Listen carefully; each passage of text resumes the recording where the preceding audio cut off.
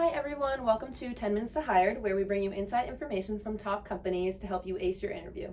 My name is Amber Champagne and I'm here with David Givens at Henkel, based in Rocky Hill and also Stamford, Connecticut.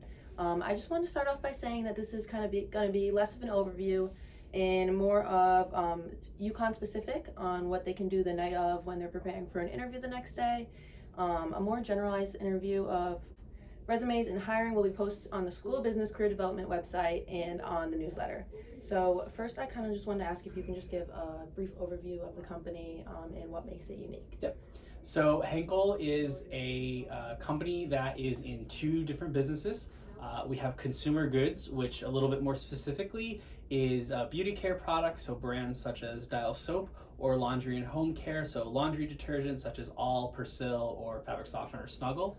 And then the other half of our business is called Adhesive Technologies. And so this would be brands such as Loctite, but this is both B2C and B2B. So we're selling our adhesives used to make all sorts of different things, like your cell phone, your car, used in constructing your house. That little piece of glue on the top of a cereal box is used there. So it's really a broad dynamic company that gives folks to really work, in a B2C or a B2B environment.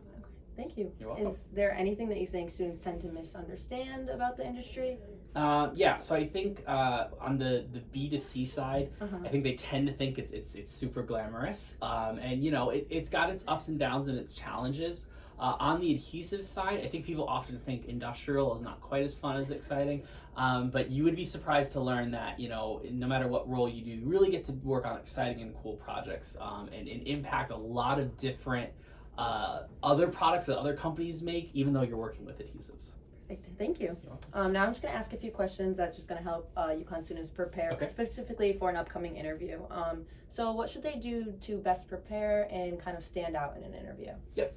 So students, first all, to stand out for an interview, you really want to show how you can work well in a dynamic environment. So being a good team player, being a self-starter. We always like to say, especially for interns, you don't have to know everything. You shouldn't know everything, right? It's a learning opportunity, but you should know how to get to the answer and the right questions to ask. So we're really looking for that. I think the other thing we tend to look for in interns is just excitement about our company and about our industry. Henkel is not necessarily a well-known company. I think people tend to know what we make more than us, but doing a little bit of research about the organization and showing that this is a place you want to build your career and learn and grow at is a huge step up and is going to make you stand out well ahead of other candidates. Perfect. Okay. I know that you guys recruit at UConn a lot, and you said that you were a UConn alumni, but a UConn grad, you said? Yeah, I'm in grad school. Okay, right perfect. Now here, yep. All right. So is there anything that you think tends to be unique about UConn students specifically? Anything that you see here? Yeah. So, I mean, first of all, obviously being not just the Connecticut company, but having a large presence in Connecticut, it's a huge strategic partner of ours. But the other thing is, UConn is a very dynamic organization, right? There's a lot of facets to being a student here and to having a successful college career, whether you're an undergrad or graduate studies. Henkel is a very dynamic organization, a dynamic business. So a lot of the just those kind of soft skills that you develop by having to finish your course of study here at UConn are hugely going to be important when you come into the business world at Henkel and really make UConn candidates stand out. Perfect. Thank you for that. I would have never thought of that. Next, how do you choose one candidate over another if they have similar experiences or similar resumes, etc.? Yeah, so we talked a little bit about in the preparation, right? That both knowledge to learn, but also that excitement for the company. So fit to the team is really what's going to make someone stand out.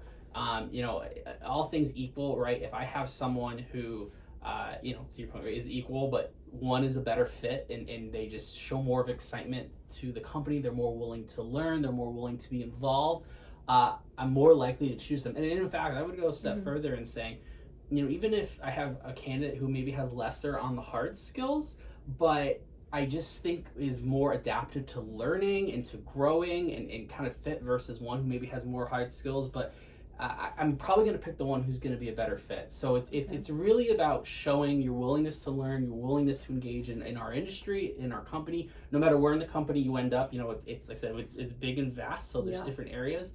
But showing that excitement is really what's going to make you stand out. Okay, thank you. Is there anything else that you'd like to add to our discussion today that we have not talked about? I would just say, really let's get that excitement and that showing that interest in the company, doing your research ahead of time is so important. So make sure, you do that. And then if you do get an internship, make sure to take advantage of all the opportunities that we give, the networking, all the events. It's, just like in school, you take advantage of those. It's really going to pay dividends for you long term. Okay, perfect. Thank you. Thank you for taking the time for interviewing with us, the Career Development Office. We hope that students can watch this and feel better prepared for their upcoming interviews. We're going to leave David's contact information in the description down below in case you have any questions, comments, concerns for him. And thank you for watching.